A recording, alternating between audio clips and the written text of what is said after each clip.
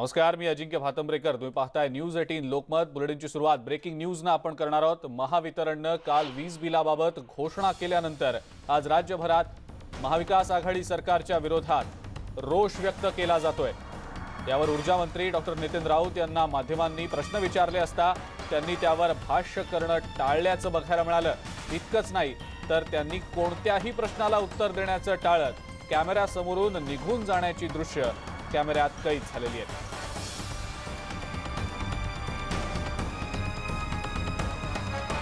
वीज बिल वसुलीच्या प्रश्नावर राऊत यांनी भाष्य करण्याचं उत्तर देण्याचं टाळलेलं आहे। ऊर्जा मंत्री नितीन राऊत यांनी या सगळ्या प्रश्नांवर मौन बाळगलेलं आहे आणि माध्यमांच्या प्रतिनिधींनी ज्या वेळेला या सगळ्याबाबत त्यांना प्रश्न विचारले त्यावेळेला नितीन राऊत यांनी काढता पाय घेतल्याची दृश्य कॅमेऱ्यात कैद झालेली आहे।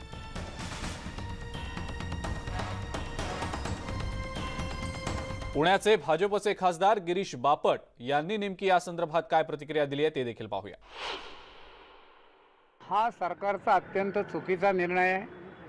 आपण सगळेच जण अनुभवतो की गेले वर्षभर वेगवेगळ्या प्रसंगातून आपण जातो, विशेषतः कोरोनासारख्या परिस्थितीला तोंड देताना लोकांचं उत्पन्नाचं साधन बुडालेलं आहे, व्यवसाय कमी झालेले आहेत आणि म्हणून खरं तर महावितरणनी हे बिल माफच केलं पाहिजे। पण ह्याच्यावर कडी म्हणजे त्यांना ॲव्हरेज बिल येत होतं, कारण त्या काळात तर पैसेच नव्हते, नोकऱ्या नव्हत्या, ते ॲव्हरेज बिल धरायला पाहिजे। त्याच्यात काही पटींनी वाढ करून महावितरणनी बिलं दिली, त्यामुळे महावितरणचा निर्णय पूर्ण चुकीचा आहे। वीज विषयक अभ्यासक आणि भाजपचे नेते विश्वास पाठक यांनी या निर्णयाला तुघलकी म्हटलेलं आहे। पैसे भरले नाही तर आम्ही वीज पुरवठा खंडित करू, अशा प्रकारचं ऊर्जा मंत्र्यांचं फरमान हे तुघलकी फरमान आहे, याचा मी निषेध करतो।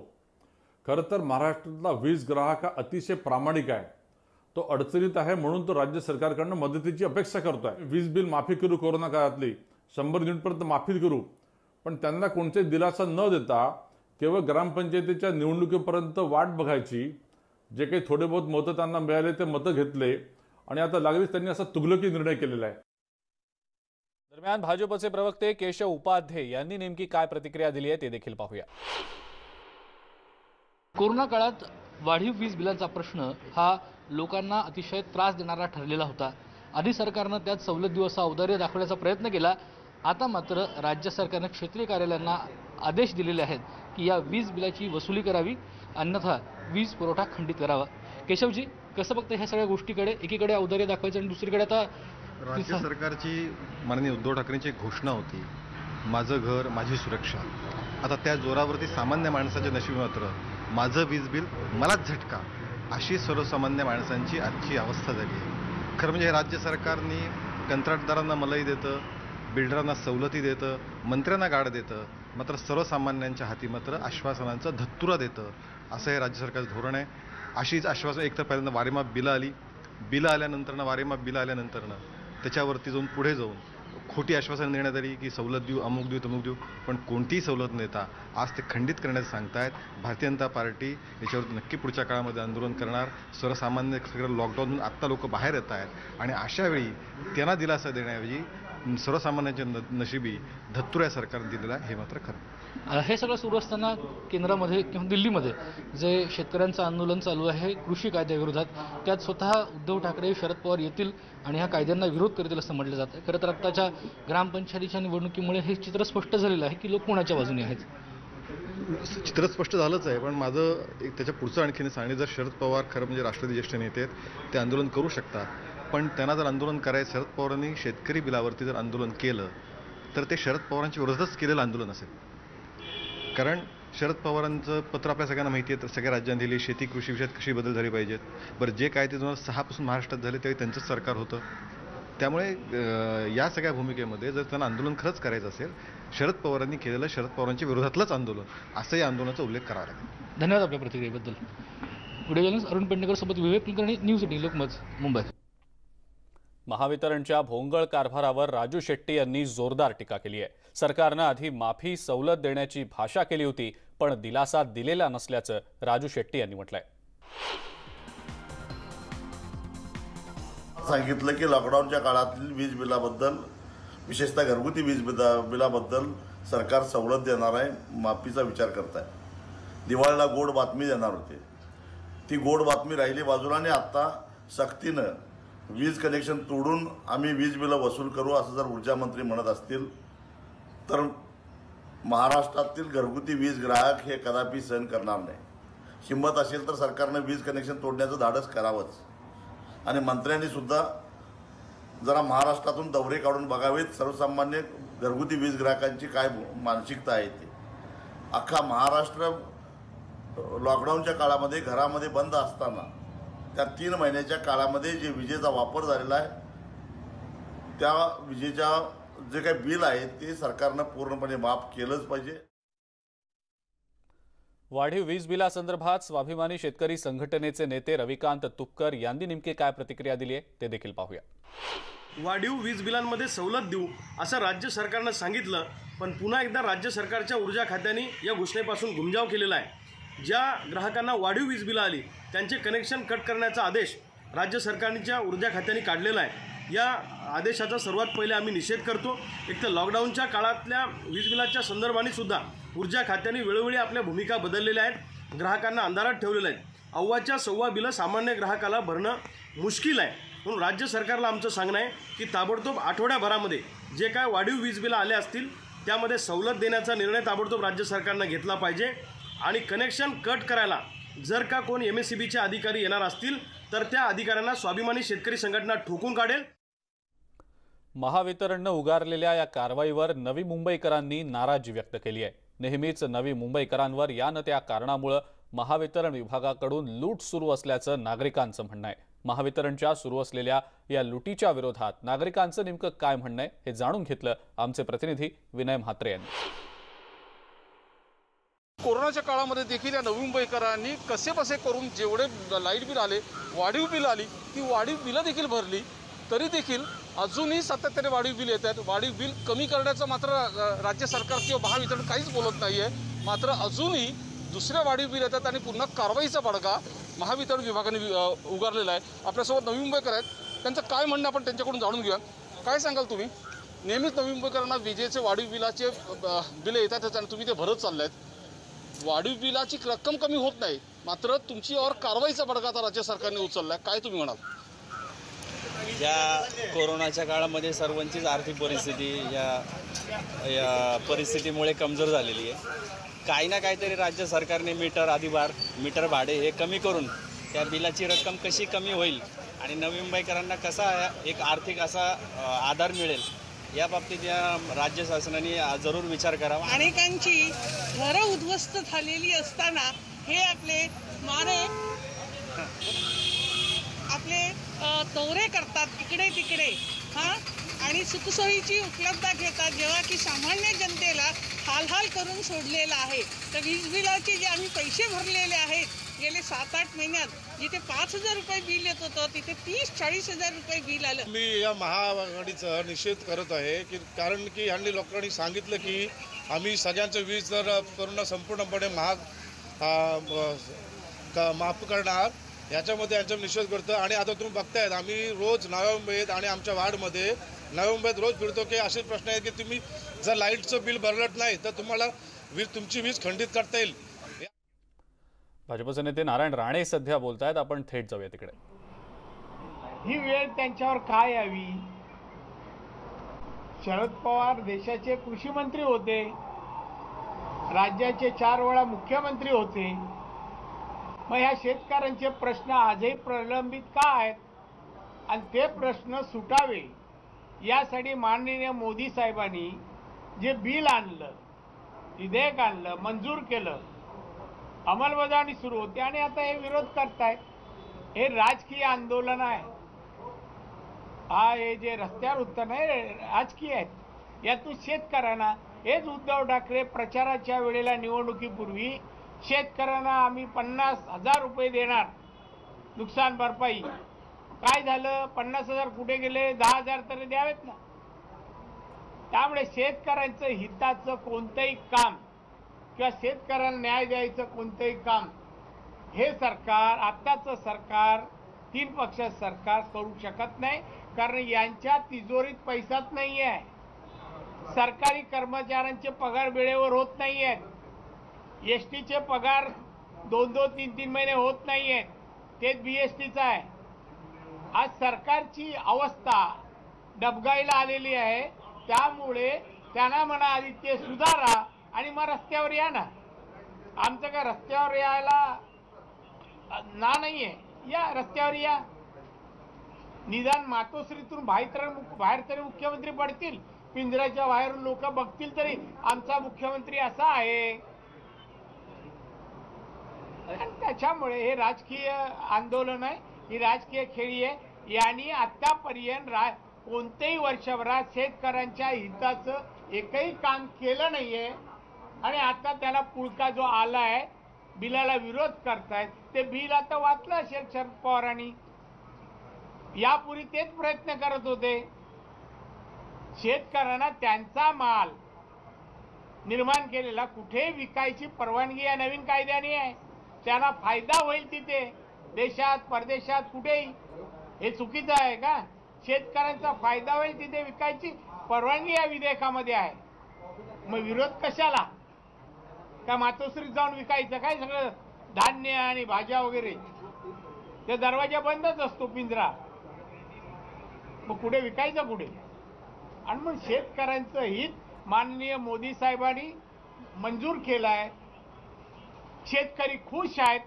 फक्त राजकीय दृष्ट्या भाजपच्या विरोधातले लोक एकत्र आले आहेत आणि भाजपचं आता जे यश मिळत आहे ते पावत नाही, म्हणून पोटदुखीमुळे आंदोलन आहे. आता यशाचा उल्लेख केला. सिंधुदुर्गमध्ये भाजपला जे यश मिळाले किंवा राज्यात यश मिळालंय, किंवा भाजप असा दावा करते की आम्हाला 6000 पेक्षा जास्त ग्रामपंचायतीमध्ये यश मिळालेलं आहे. आपलं काय म्हणणं आहे? कारण प्रत्येक पक्ष दावा करतोय, शिवसेना दावा करताय, काँग्रेस दावा करताय. भाजपचा दावा खरा असतो आणि आहे. भाजप जी माहिती देते ती खरी माहिती असते. आम्हाला त्यासाठी हेराफेरी करायची गरज नाहीये. भाजप जसं सिंधुदुर्गाचा उल्लेख केला, आम्ही सांगितलं ना, आमची 70 पैकी 55 जागा आल्या, ह्या गावच्या आल्या. तपासून पहा. सगळे पक्ष कायम एकत्र असतात आमच्या विरोधात, कायमचे. आता जरी इथे तरी त्यांची दाणादाण होते. मराठा आरक्षणासंदर्भामध्ये सर्वोच्च न्यायालयाने अजून एक तारीख दिलेली आहे. एखादी सरकार 25 तारीख आहे ना. तारीख पे तारीख. आता कोर्टाच्या या आदेशावर मी काय बोलू शकतो? आता निवडणूक निकाल लागलेले आहेत, पण नेहमी सत्ता ज्याच्याकडे असते ते अनेकदा जसं की 2 निर्णय आधीच झाले होते. सरपंच पदाचं आरक्षण असेल आणि त्याबरोबरच इतर गोष्टी. तुम्हाला काय वाटतं, जरी भाजपच्या बऱ्याच जागा आल्या असतील तरी एक सत्ता वापरून बऱ्याच गोष्टी अजून हालचाली सुरू आहेत, स्थानिक आघाड्यांना देखील ताब्यात घेण्यात? एवढी ताकद नाही आमच्या विरोधकांची. भाजपच्या कुठल्याही गावामध्ये जे आमचे निवडून आलेले आहेत त्यांना कुठलाही उपयोग करू आमचे सदस्य फिरवायची ताकद आमच्या विरोधकांमध्ये नाहीये. आणि तसं केलं तर ते परिणाम गंभीर होते. आणि औरंगाबादचा एक सातत्याने विषय येतो की संभाजीनगर की औरंगाबाद. स्थानिक नेते सांगतात की राज्य सरकार निर्णय घेईल आणि औरंगाबादचं नामांतर करेल, तर दुसरीकडे शिवसेनेचे नेते आता टिपू जयंती साजरी करतील. टिपू सुलतानची जयंती साजरी करत असं दिसतं. शिवसेनेचे लोक, उद्धव ठाकरेचा पक्ष. अच्छा अच्छा. नाही म्हणजे आता हे दिवस आले. आता माननीय बाळासाहेब वरून पाहत असतील, अशा पुत्राला काय म्हणत असतील? हा औरंगाबादवरून संभाजीनगर होय माननीय बाळासाहेबांनी डिक्लेअर केलं होतं, जाहीर केलं होतं. आणि पुत्र मुख्यमंत्री असताना त्याची पूर्तता होत नाही. दुर्दैव आहे, दुर्दैव आहे. साहेबांच्या आदेशापेक्षा मुख्यमंत्रीपद मोठं वाटतं. एक तर लाचारी करून पद मिळवलं, तेही पदाचा वापर होत नाही घरात बसून. आणि उलट हे निर्णय जे आहेत संभाजीनगर जाहीर करायचे, त्याच्या उलट टिपू सुलतानची हे साजरी करतायत. ही शिवसेना नाही आहे हो. ही शिवसेना नाही आहे. ही पूर्वी शिवसेना आम्ही होतो ना, ती वेगळी आहे आणि ही वेगळी आहे. मुख्यमंत्री सध्या कार आणि सरकार ती स्वतः चालवत आहे. काय कार आणि सरकार ते स्वतः चालवते, स्टेरिंग त्यांच्या हातात आहे. कुठे थांबायचं, कुठे पुढे जायचं, खड्डे कुठे त्या पूर्ण कल्पना आहे. ते वारंवार असं म्हणत असतात की हे सरकार माझ्या हातात आहे किंवा सगळी ताकद माझ्या हातात आहे. तुम्ही कसं बघता? कारण नेमकं ते कुणाकडे म्हणतात, भाजपकडे करतायत? मुख्यमंत्री जरी असले तरी मुख्यमंत्री म्हणून सरकारी यंत्रणा हाताळण्याचं ज्ञान अभ्यास त्यांच्याकडे नाही आहे. ना त्यांना खड्डे माहिती आहे, ना राज्याची तिजोरी माहिती आहे, ना गाडी कशी चालवायची माहिती असेल, पण सरकार चालवण्याचा अभ्यास नाही, अज्ञान आहे. त्यामुळे पुढे सरकार जात नाहीये. आज पगार वगैरे होत नाही, ठप्प झालाय हे सरकार. त्याला कारण उद्धव ठाकरेच आहे. त्यांचा आपल्या मंत्र्यांवर अंकुश नाही. राष्ट्रवादी त्यांच्या बाजूला, दुसऱ्या बाजूला काँग्रेस आणि शिवसेना पाऊस नका. ते तर कलेक्टर सारखे फिरतायत सगळीकडे कलेक्शनला. एक कलमी कार्यक्रम आहे कलेक्शन. आणि सर आपल्याला माहिती की आता विजेचा जो प्रश्न होता कोरोनाच्या काळात, त्यावेळेस सरकारने म्हटलं की आम्ही लोकांना सवलती देऊ, मदत करू, 100 युनिटपर्यंत वीज फ्री देऊ.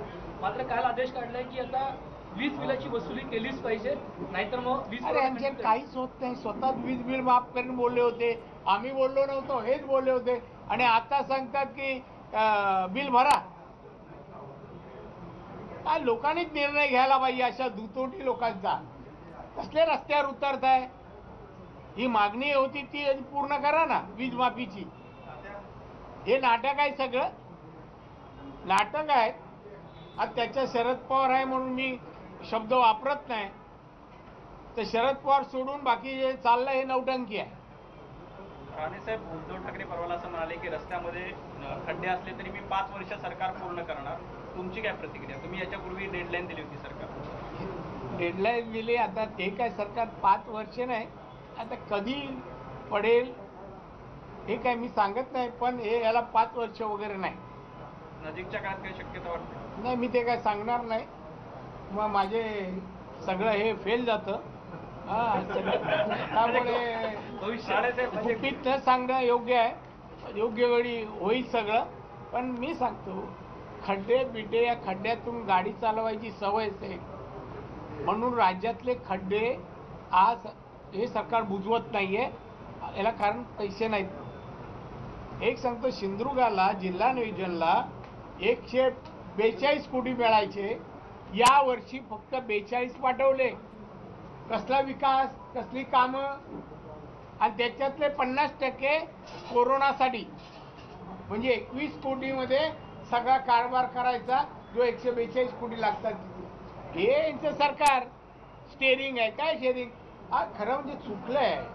महाराष्ट्राचा मुख्यमंत्री पदी यायचं किंवा कुठल्या तरी कंपनी ड्रायव्हर म्हणून जायचं, तर चुकून इकडे आलाय. सर, तुम्ही असं म्हणाला की आता गुप्तपणे सगळं सुरू आहे. पुन्हा एकदा काय महाराष्ट्राला सरप्राइझिंग शॉक बसू शकतो सकाळी किंवा अशा तू पद्धतीने? एकटाही मी सांगेन. राज्य सरकार सागरी मार्गाचा प्लॅन करत आहे आणि काही ठिकाणी नगर सुद्धा वसवणार आहे. आपण कसं बघताय? कारण कोकणात एक नवीन मार्ग निर्माण होणार आहे. कोकणात केलं नाही. कोकणाच्या नावावर कोकणी माणूसाने शिवसेनेला तारलं. कोकणात काही केलं नाही. बोलतात काही नाही. वादळ आलं, वादळात नुकसान झालं, 1 रुपया दिला का यांनी जाहीर केला? नाही दिला. आणि हे सागरी महामार्ग हे जो चाललाय हे दुकान आहे. कामं कोणाला द्यायची, बदलायची, थांबवायची, हे दुकान चाललं आहे. सागरी मार्ग कोकणासाठी नाही, तर यांना आपलं टार्गेट पूर्ण करण्यासाठी आहे. चिपी विमानतळ पण आता लवकरच चालू होतोय. आपली काय प्रतिक्रिया? तुम्ही असं बोलताय की चालू होत आहे. कधी चालू होत आहे? का अजून वीज सप्लाय नाही, तिकडे केबल टाकायचे आहेत. राज्य सरकार ABCBला आदेश देत नाही. पाणी नाही आहे, पाण्याची पाईपलाईन टाकायची आहे. आणि तिसरा, हायवे ते एअरपोर्ट रस्ता नाही आहे, त्या रस्त्याला 32 कोटी रुपये पाहिजे. ही 3 कामं केल्याशिवाय विमानतळ सुरू होऊ शकत नाही. आणि तुम्हाला इतिहास सांगतो या विमानतळाचा. या विमानतळासाठी मी जागा संपादित करायची चालू केलं तेव्हा पहिलं आंदोलन शिवसेनेने केलं. शेतकऱ्यांची जमीन घेऊ नका आंदोलन केलं. विमानतळाला विरोध करणारे आता आयत्या वेळावर येऊन उद्घाटन करू पाहताय घाईघाईने, कारण त्यांना माहिती आहे सरकार कुठल्या क्षणी जाईल. रात्री झोपलं तर सकाळी काय होईल माहित नाही, त्यामुळे झोपत नाही. बस झालं आजच्यासाठी. उद्या तीन मुद्दे तुम्ही सांगितले की जिथं पाणी नाही आहे हेतुपुरस्तर असं वाटतंय की जाणीवपूर्वक ते टाळायचं काम. हो, एक दिवसाची एक ऑर्डर काढली तर तिन्ही डिपार्टमेंट म्हणून होईल. आता PWDने 32 कोटी खर्च करायचे या रोडला, पिंगोळी म्हणजे हायवे पासून ते एअरपोर्ट 32 कोटी रुपये लागतात. आझाद मैदान चालण्यापेक्षा जरा विमानतळाकडे येऊन चाला ना. शेवटचा प्रश्न, कोरोनाचा प्रादुर्भाव खूप मोठा होता. राज्य सरकारनं लसीकरण सुरू केलेलं आहे, पण असं दिसतंय की लोक फारशी तिकडे जात नाहीत. राज्य सरकारचं अपयश वाटतंय. या सरकारवर विश्वास नाही ते लसीमध्ये. का तर देशामध्ये सर्वात जास्त मृत्यू कोरोनामुळे कुठे आले? महाराष्ट्रात 50,000 पेक्षा जास्त. उद्धव ठाकरे नंबर 1. एवढे. तर आपण बघितलं भाजपचे खासदार नारायण राणे पत्रकार परिषद घेत आहेत आणि अनेक महत्त्वाच्या मुद्द्यांवर त्यांनी भाष्य केलंय. महाविकास आघाडी सरकारवर थेट टीका त्यांनी केलेली आहे. मुख्यमंत्री उद्धव ठाकरे यांच्यावर देखील त्यांनी टीका केलेली आहे. पुढची बातमी बघूया. मराठा आरक्षणाची सुनावणी 5 फेब्रुवारीला होणार आहे आणि त्यासंबंधी मंत्री अशोक चव्हाण यांच्याशी बातचीत केली आमच्या प्रतिनिधींनी.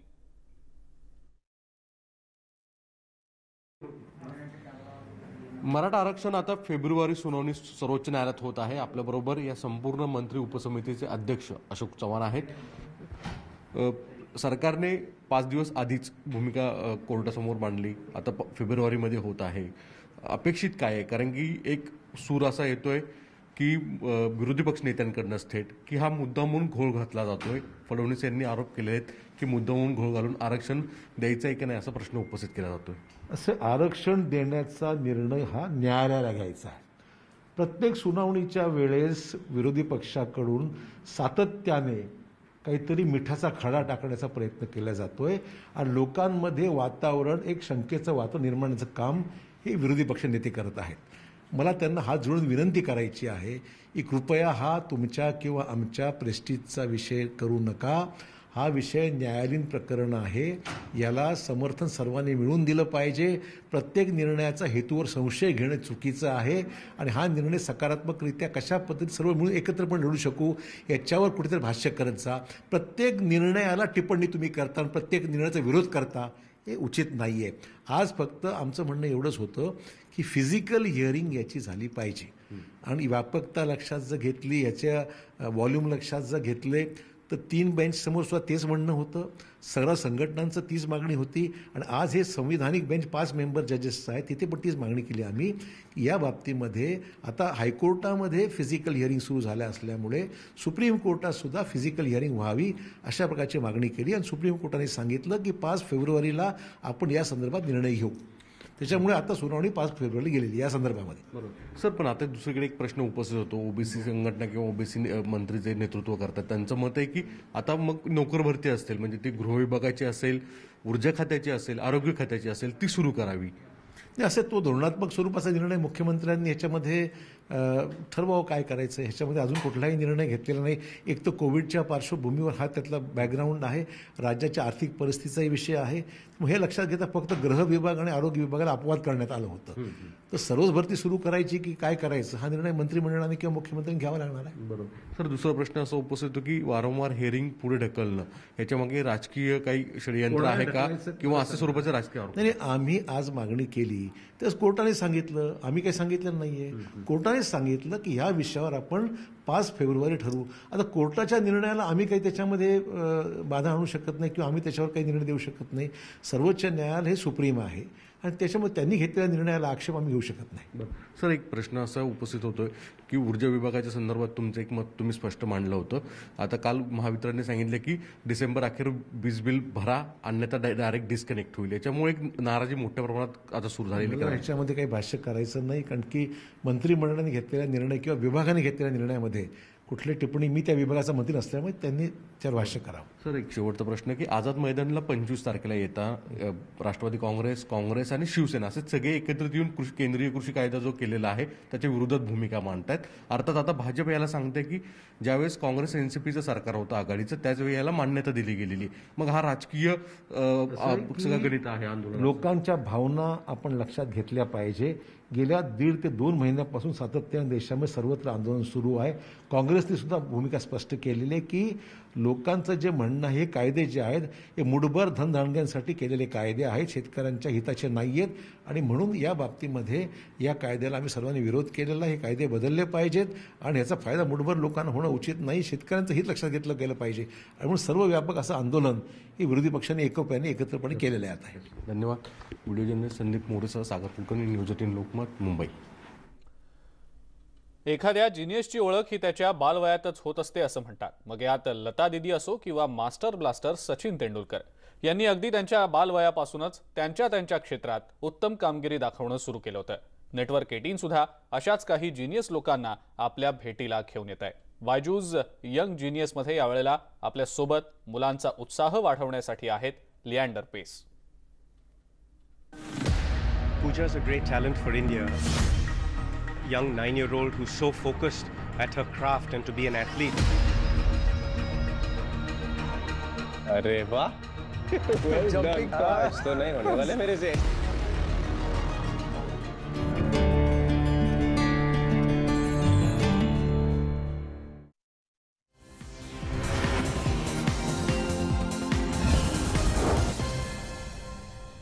ब्रेकनंतर आपल्या सगळ्यांचं पुन्हा एकदा स्वागत. एक ब्रेकिंग न्यूज आता आपण बघणार आहोत. राज्य मंत्रिमंडळ बैठकीपूर्वी शिवसेनेच्या मंत्र्यांची राजशिष्टाचार मंत्री आदित्य ठाकरे यांच्या बंगल्यावर प्री कॅबिनेट बैठक होती आहे. मंत्रिमंडळ बैठकीआधी सेना मंत्र्यांची ही बैठक आदित्य ठाकरे यांच्या बंगल्यावर सध्या पार पडतीये.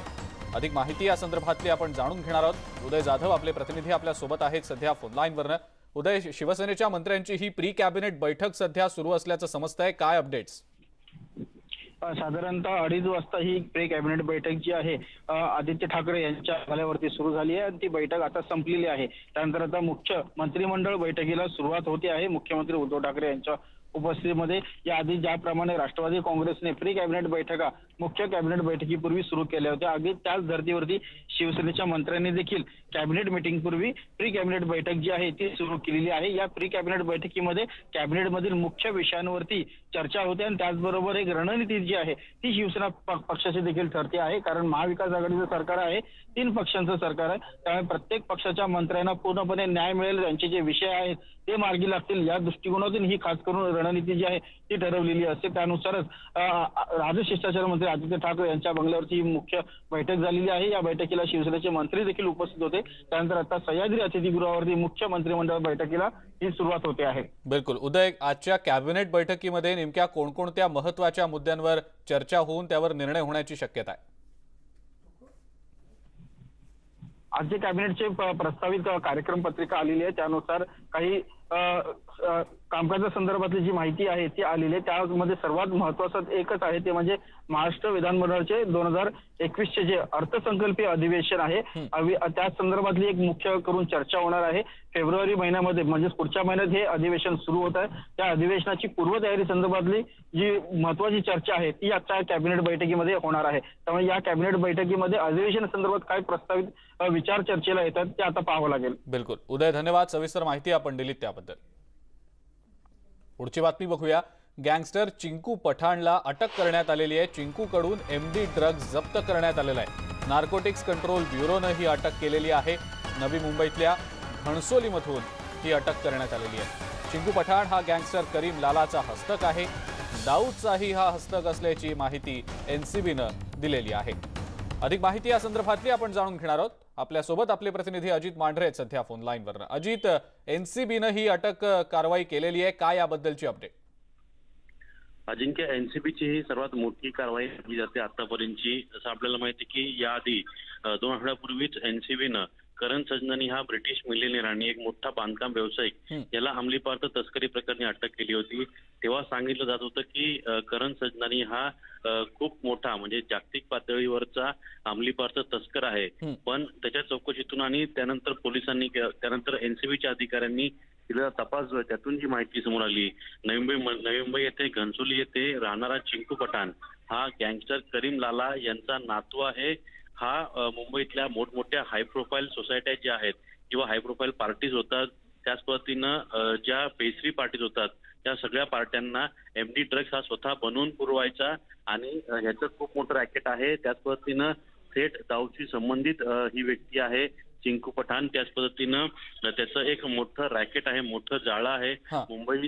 त्याच पद्धतीनं देशातल्या अनेक हाय प्रोफाईल जी शहरं आहेत त्या शहरांमध्ये हा एमडी पदार्थ जे आहे म्हणजे अंमली पदार्थ जे आहे ते सप्लाय करायचा. मोठ्या संख्येनं याच्याकडे माणसं कामाला आहेत. त्यामुळे एनसीबीच्या अधिकाऱ्यांनी छोट्या मोठ्या पेडलर्सवरती कारवाई करण्यापेक्षा मुख्य जे नेतृत्व करतं या संपूर्ण रॅकेटचं त्यांच्यावर हात घालायला सुरुवात केलेली आहे. त्याचे दोन परिणाम म्हणजे एक आझम शेख होता, रिगल महाकाल होता, त्यानंतर करण सजनानी आणि आता चिंकू पठाण या चौघांना अटक केल्यामुळे जवळपास मुंबई किंवा महाराष्ट्रामधलं गोव्यातलं जे अंमली पदार्थांचं मोठं नेक्सस आहे ते जवळपास कोलमडलेलं आहे असं म्हटलं तरी वावगं ठरणार नाही.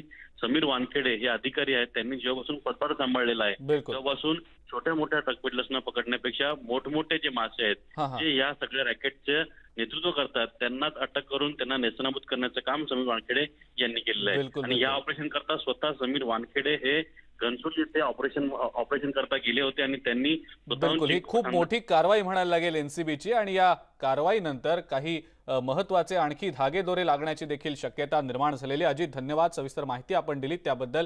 पुढची महत्वाची बातमी बघूया. कांद्या आणि कोबी पाठोपाठ मनमाड, येवल्यासह नाशिकच्या ग्रामीण भागामध्ये आता टोमॅटोच्या दरांमध्ये मोठी घसरण झालेली आहे. टोमॅटोला बाजार समितीत केवळ 2 ते 3 रुपये प्रति किलो इतकाच दर मिळतोय. पिकवलेल्या शेतमालाला कवडी मोल दर मिळत असल्यानं काही शेतकऱ्यांनी रस्त्याच्या कडेला टोमॅटो फेकून दिलेत. सध्या सगळ्याच भाजीपाल्याचे दर मोठ्या प्रमाणात गडगडलेत, त्यामुळे शेतकरी हवालदिल झालेले आहेत. आवक जास्त तर मागणी कमी अशी परिस्थिती निर्माण झाल्यानं आता हे दर कोसळत असल्याचं व्यापारी सांगतात. टोमॅटोच्या दरात मोठी घसरण झालेली आहे. अधिक माहिती या संदर्भातली आपण जाणून घेणार आहोत. बब्बू शेख आपले प्रतिनिधी आपल्या सोबत आहेत सध्या फोन लाईनवरनं. बब्बू शेख, टोमॅटोला प्रति किलो केवळ 2 ते 3 रुपये इतका कवडीमोल दर मिळतोय. शेतकरी त्यामुळे आता हवालदिल झालेले आहेत. बब्बू शेख, काय सांगता येईल त्याबद्दल? अजिंक्य, खरं तर सर्वच भाजीपाल्यांचे भाव मोठ्या प्रमाणात गडगडलेले आहे आणि जेव्हा शेतकरी बाजार समितीत शेतमाल घेऊन येतो तर त्याच्यावर जो वाहतूक खर्च होतो तो देखील निघत नाहीये. त्याच्यामुळे अक्षरशः अनेक शेतकऱ्यांनी आता टोमॅटो फेकायला सुरुवात केलेली आहे. काही शेतकऱ्यांनी तर आपल्या टोमॅटोच्या शेतात गुरं सोडून दिलेली आहे. विशेष म्हणजे बांगलादेशात आपल्या भारतातून सर्वात जास्त टोमॅटो निर्यात होतो, मात्र तिथली मागणी कमी झालेली आहे. पाहिजे तेवढा तिथून प्रतिसाद मिळत नाही आणि त्याच्यानंतर जे टोमॅटो सॉस बनवणाऱ्या कंपन्या आहेत त्यांच्याकडूनही मागणी फार कमी आहे. त्याच्यामुळे टमाट्याची आवक जास्त आणि मागणी कमी अशी परिस्थिती निर्माण झाली आहे. त्याच्यामुळे टमाट्याचे भाव अक्षरशः मातीमोल झालेले. त्याच्यामुळे शेतकरी बेटाकुटीला आलेला आहे. बिलकुल बिलकुल बब्बू, धन्यवाद, आपण सविस्तर माहिती दिली त्याबद्दल. एक छोटासा ब्रेक घ्यायची वेळ झाली आहे. ब्रेक आपण घेऊया, लगेच परत येऊया. बघत रहा न्यूज 18 लोकमत.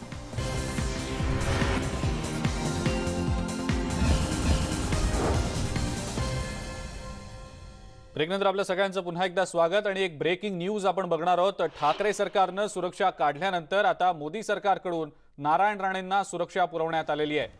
नारायण राणे यांना केंद्राकडून वाय दर्जाची सुरक्षा पुरवण्यात आलेली आहे. महाराष्ट्र पोलिसांकडून सुरक्षा काढल्यानंतर केंद्र सरकारनं आता नारायण राणेंना सुरक्षा व्यवस्था पुरवण्याचा निर्णय घेतलाय. 12 सीआयएसएफचे जवान आता नारायण राणेंच्या सुरक्षा ताफ्यामध्ये तैनात असतील. अधिक माहिती या संदर्भातली आपण जाणून घेऊया. विवेक कुलकर्णी आपले प्रतिनिधी आपल्या सोबत आहेत फोन लाईनवरनं. विवेक, ठाकरे सरकारनं सुरक्षा काढल्यावर आता मोदी सरकारनं सुरक्षा पुरवण्याचा निर्णय नारायण राणेंना घेतलाय, काय सांगता येईल त्याबद्दल? काही दिवसांपूर्वी राज्य सरकारनं हा निर्णय घेतला होता की भारतीय जनता पक्षाचे जे प्रमुख नेते आहेत त्यांचं संरक्षण राज्य सरकारनं पूर्णपणे काढून टाकलं होतं किंवा मग काही लोकांची नेत्यांची सुरक्षा ही कमी करण्यात आली होती. नारायण राणे यांची सुरक्षा पूर्णपणे राज्य सरकारनं कमी केली होती. त्यानंतर केंद्र सरकारने एक मोठा निर्णय घेतलेला आहे आणि नारायण राणे यांना आता वाय दर्जाची सुरक्षा केंद्र सरकारनं दिलेली आहे। यात 12 जवान हे CISFचे असतात, त्यांची सुरक्षा ते आता करणार आहेत। आपल्याला माहिती आहे की ठाकरे सरकारने जेव्हा भाजपच्या नेत्यांची सुरक्षा कमी केली त्याच्यावरून भारतीय जनता पक्षाच्या नेत्यांनी तीव्र प्रतिक्रिया दिली होती। सुधीर मुनगंटीवार यांनी देखील असं म्हटलं होतं की सुरक्षा जर एखाद्या नेत्याची कमी करायची असेल तर ती टप्प्याटप्प्याने करावी लागते, नियमांना डावलून राज्य सरकारने हा निर्णय घेतला अशी टीका देखील मुनगंटीवार यांनी केली होती। त्यानंतर मात्र आता मोदी सरकारनं ठाकरे सरकारनं नारायण राणे यांची सुरक्षा काढल्यानंतर त्यांना वाय दर्जाची सुरक्षा पुरवलेली आहे। बिलकुल बिलकुल विवेक, असेच आमच्या सोबत रहा। एक आणखीन महत्त्वाची ब्रेकिंग न्यूज आपल्यापर्यंत येते, पण तत्पूर्वी ही बातमी आपण बघूया। ठाकरे सरकारनं सुरक्षा काढून घेतल्यानंतर आता मोदी सरकारनं म्हणजे केंद्र सरकारनं नारायण राणेंना सुरक्षा व्यवस्था पुरवण्याचा निर्णय घेतलेला आहे। नारायण राणेंच्या सुरक्षेसाठी आता 12 CISFचे जवान तैनात असतील आणि वाय दर्जाची ही सुरक्षा नारायण राणेंना केंद्र सरकारनं दिलेली आहे। पुढची एक ब्रेकिंग न्यूज आता आपण बघणार आहोत। राणे कुटुंबियांकडे भाजपनं आता आणखी एक मोठी जबाबदारी सोपवलेली आहे। निलेश राणे यांची पक्षाच्या प्रदेश सचिवपदी निवड करण्यात आलेली आहे। ही आत्ताची ब्रेकिंग न्यूज आपण बघत आहोत। निलेश राणे यांना आता प्रदेश सचिव करण्यात आलेला आहे। राणे कुटुंबियांकडे भाजपनं आता आणखी एक मोठी जबाबदारी सोपवल्याचं दिसतंय।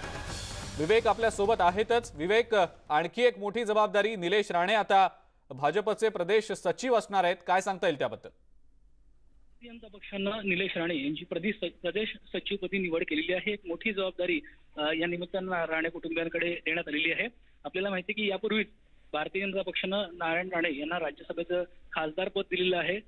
नितेश राणे हे भारतीय जनता पक्षाचे आमदार आहेत, त्यांनी भाजपमध्ये प्रवेश केल्या त्यांना विधानसभेचं तिकीट देण्यात आलं होतं, ते देखील निवडून आलेले आहेत आणि त्यांचे बंधू निलेश राणे यांच्याकडे आता संघटनात्मक जबाबदारी देण्यात आलेली आहे। आपल्याला माहिती की त्यांनी विधानसभेची निवडणूक लढवली नव्हती, नितेश राणे यांनीच निवडणूक लढवलेली होती, पण त्यांना देखील आता या संघटनेमध्ये महत्त्वाची जबाबदारी देण्यात आलेली आहे। गेल्या काही महिन्यांमध्ये राज्य सरकारवर टीका करण्याचं काम हे या सगळ्या नेत्यांनी केलेलं होतं। विशेषतः निलेश राणे यांनी देखील राज्य सरकारवर जोरदार टीकेची मोहीम उघडलेली होती आणि पक्षाचं काम ते पुढे नेत असल्यामुळे त्यांच्यावर आता ही नवीन जबाबदारी देण्यात आलेली आहे। बिलकुल विवेक, धन्यवाद। सविस्तर माहिती आपण दिली त्याबद्दल। राणे कुटुंबियांकडे आता आणखी एक मोठी जबाबदारी भाजपनं सोपवल्याचं दिसतंय। पुढची बातमी बघूया।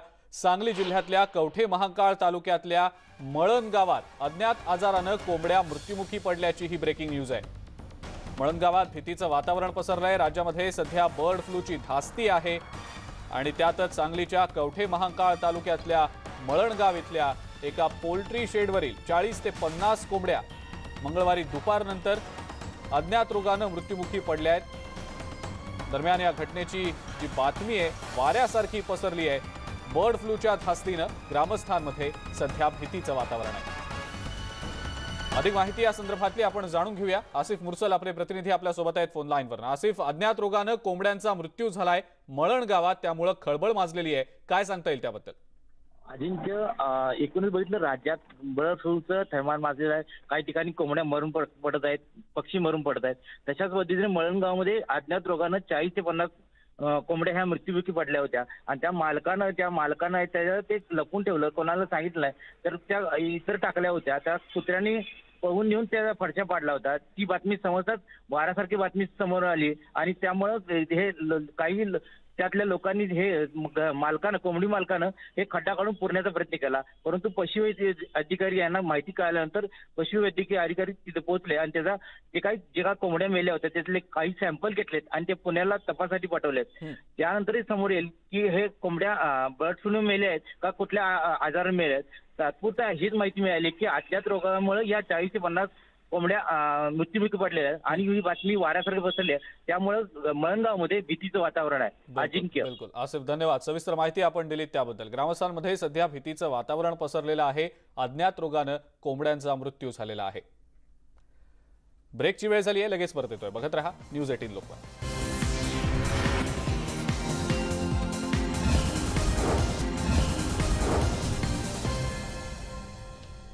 ब्रेकनंतर आपल्या सगळ्यांचं पुन्हा एकदा स्वागत। केंद्र सरकारनं टॉयकॅथॉन नावाची नवी मोहीम लॉन्च केलेली आहे आणि यामध्ये कोट्यवधी भारतीय विद्यार्थ्यांचा सहभाग सरकारला अपेक्षित आहे। अर्ज भरण्याची आजची शेवटची तारीख आहे। नेमकं हे अभियान आहे तरी काय, पाहूया या रिपोर्टमधून।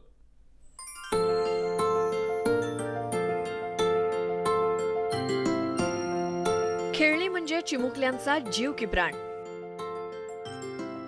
आणि ही खेळणी एक दोन असून कधीच चालत नाही.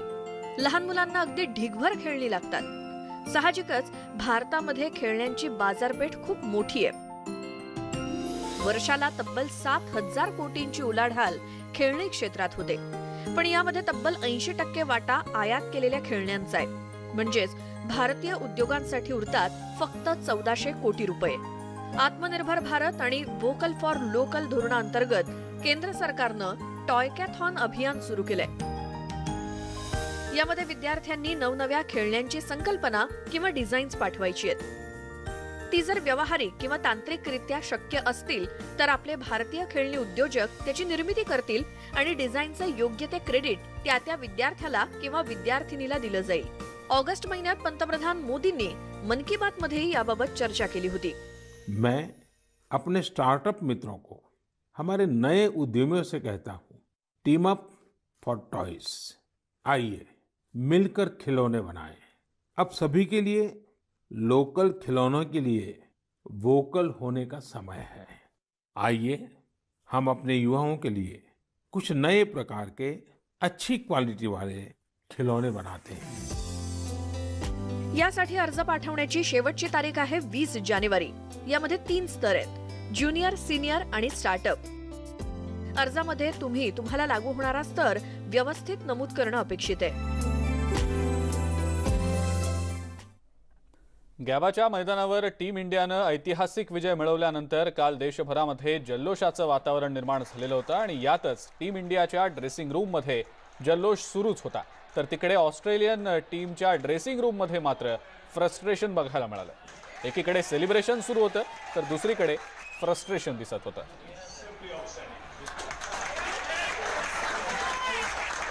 ऑस्ट्रेलियाचा जो कोच आहे जस्टिन लँगर, त्याचं फ्रस्ट्रेशन, त्याचा संताप या पराभवानंतर अगदी स्पष्टपणे बघायला मिळाला. ड्रेसिंग रूममध्ये ऑस्ट्रेलियाच्या एकच सन्नाटा होता तर दुसरीकडे टीम इंडियाच्या ड्रेसिंग रूममध्ये मात्र जबरदस्त सेलिब्रेशन आणि जल्लोषाचं वातावरण होतं.